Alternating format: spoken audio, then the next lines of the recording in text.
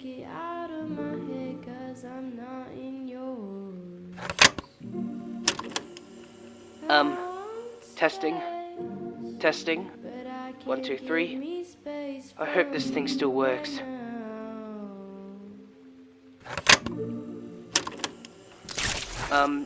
Testing. Testing. 1, 2, 3. I hope this thing's still... okay. Where do I begin? I'd write this all down, but there's a reason why I'm a photographer and not... well... You see, I've come to believe that things have to get really, really bad before they can get good. Not even really, really good. Although, I wouldn't mind some of that. I guess when you look at the way my life turned out so far, it's about the only way you can look at it. Good follows bad. Kind of amazing. It's Valentine's Day, and I don't feel much like being anybody's Valentine. But as odd as it seems, I find myself wanting to talk to you. I remember the first time how you sent me a Valentine that wasn't signed. You just drew in one of those happy faces. I asked once why you sent me all those cards, and you told me you had to get my attention somehow.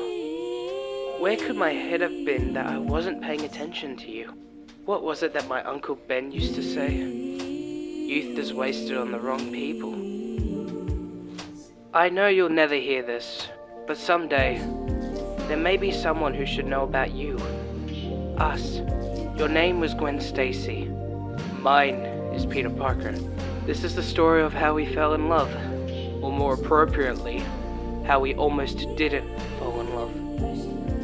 So, it's Valentine's Day, and there's a place I stop by once a year. Nobody knows. I don't make a big deal out of it. It's about remembering someone who was so important to me I was going to spend the rest of my life with her. I didn't know that meant she would only get to spend the rest of her life with me. There is nothing I can do about it, and I've come to accept that. But when you lose someone you love, everyone tells you to pick up and move on. Don't dwell on the past. It is what she would want. And that makes me smile like I would ever want to forget you. The way your hair would fall across your face. The way you sipped your soda. Hello, Gwen. My funny Valentine.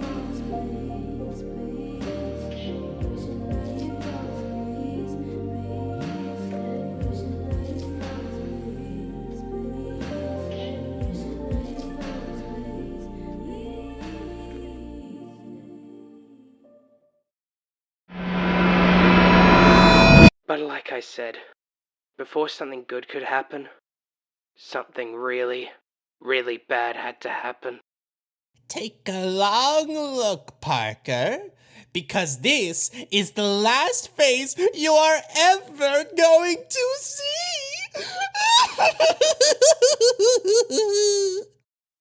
Now, when I say bad, I'm not talking about overdrawn at the bank bad. I'm talking supervillain. In this case, it was the Green Goblin. Knows your secret identity, has you held hostage, intends to kill you, and then everyone in your family bad. Oh, and one last thing. The Goblin turned out to be the father of the guy who would be my best friend. My best friend's father. Starting to see how this bad, good thing works. Don't I get a say in this? I mean, as far as faces go, Green and Lumpy wouldn't be my first choice. I don't even think it would make my top 5. What's the matter, Norman? Don't want me to see your pearly whites right before I go through the pearly gates? You think I'm afraid to face you? Me? Actually, I was betting on Too Ugly to Face Me. But if you want to go with Afraid, I can work with that too. What are you? What am I doing? You're kidding, right? This is pretty much superhero procedure 101. Came with the manual, along with the mask. Oh, that's right, I forgot. As a supervillain, you don't get the same handbook that we get. Rest assured, Parker, the only reason you could have broken free was because I wanted it so. Well, rest assured, Norman, I don't give a damn! Alright, Goblin. Let's finish this once and for all! At the time, I wasn't quite sure what I meant. I just knew only one of us was walking out of that warehouse alive. And it was going to be me. Cursed webbing! Hey, haven't you heard? Catches thieves just like flies. Whoa! And why is it always referred to as cursed webbing? It seems to me to be attractive webbing. Or even inventive webbing.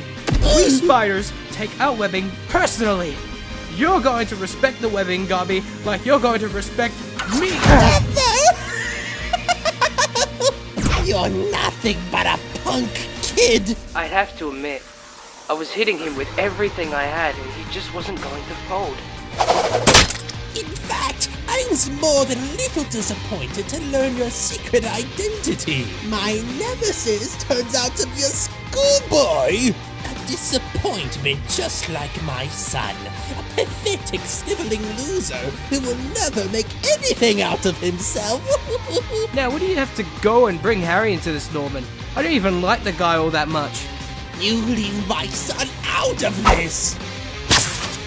We having a little pronoun problem here, Norman? You brought Harry up. But you know the old saying, the acorn doesn't fall far from the tree. You know an awful lot about acorns, don't you, Norman? I mean, you're both play nuts! At first I thought he was dead. And then I'm ashamed to say, Gwen, in that moment I was relieved. It could have ended right there. All my worries gone. And maybe you would still be. Come on, Norman. Nap time is over. I hope you got room for milk, cookies, and another punch in the face. Can't breathe. It should have been so easy. If I just left him there, the smoke, the fire, by the time anyone found him. What? What are these clothes? Have to get home. Harry will be worried. I wanted to tell myself he was lying. He was faking his memory loss. But there was something in his voice. His concern about Harry. It reminded me of my Aunt May. I didn't need to have my spider sense to know he was being genuine. New York City Fire Department, is anyone in there? This man needs help. Even then, I think I knew that was the understatement of the year. Wait a second, you can't just run away! I'm not running, I'm swinging. But what went on here? Who is this guy? That's Norman Osborn. He's a hero. He helped stop the Green Goblin. What happened to the goblin? Dead. The Green Goblin is dead. Peter? Everyone's gone home, and I thought I heard... Yeah, it's me, Gwen. Just give me a second. It's like I've been riding an elevator that stops on all the wrong floors. But somehow that night the doors opened, and... Oh, I didn't know you were getting dressed. Undressed, actually. Sorry, Gwen. I thought everyone left too, and I was just getting ready for bed, and... Some night, huh? I was just thinking about that, how everybody ran, except you. You went for your camera and jumped at the chance. Like a fireman rushing into a burning building when everyone else is running out. And I got to wondering, maybe that's somebody I should get to know better. Huh? What's that? What's what? Bet you get a lot of these. You don't want to take that bet. Did you read it? Yes. And? And? Peter, will you be my Valentine? That's when you had me, Gwen Stacy. All of me. Gwen, for years I've tried to make some sense of your death. Something, anything, that I could call good, that came after all that bad. And all the time I've been sitting up here talking to you, I remembered something I don't think I've told anyone. The night of your funeral, MJ came to see me at the apartment. I was, putting it mildly, rude to her. I just wasn't up for that life is a party and MJ is the cake thing. But something happened that night. I think now your death was MJ's wake-up call. That we weren't all going to live forever and the party was going to end. Gwen, I don't think Mary Jane Watson could have had a serious relationship with me until she realized how much we all lost with you gone. She would later become my wife. I had to learn to love again and she taught me how. Peter? Hi. MJ, how long have you been listening? Long enough. I'm sorry, MJ. I didn't mean for you to hear. It's alright.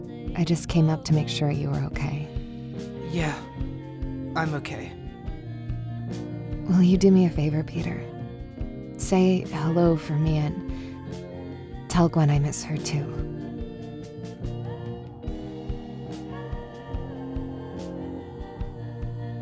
That was MJ, Gwen. She says hi, and I should get going.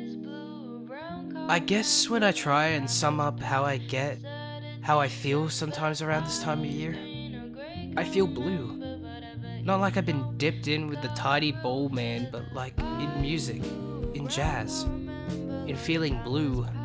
And I long for a time when a girl I knew with an incredible smile and so much good in her heart made me think life can be great.